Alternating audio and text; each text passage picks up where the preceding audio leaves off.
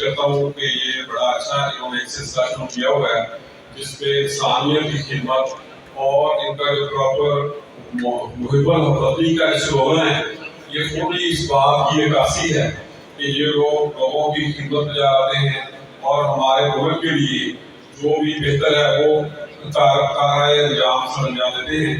तो मैं एक तो इन लोगों को अप्रिशिएट करता हूँ, इसमें कोई शक नहीं कि जो गुज़श्ता मुहर्रम गुजरा है इन लोगों ने अपनी बड़ी बहुत ज़्यादा उसमें पार्टिसिपेट किया है और बड़ी अच्छी पॉजिटिव सरगर्मियाँ जो है मुकाबला टूटू के साथ और इस तरह जुलूस के साथ मिल के अदा किए हैं।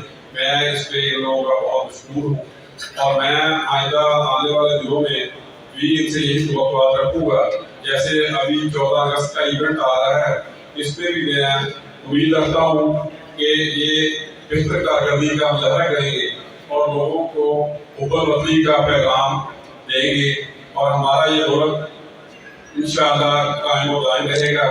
और अल्लाह ताला के फज़ल व करम से जिस तरह अभी लास्ट टाइम हमारे मुजाहिद हमारी जो फ़ौज पाकिस्तान है उन्होंने जिस तरह कारकर्दगी का मुजाहरा किया है वो आप लोगों के लिए हम के लिए बड़ा ही काबिल फ़ख्र है।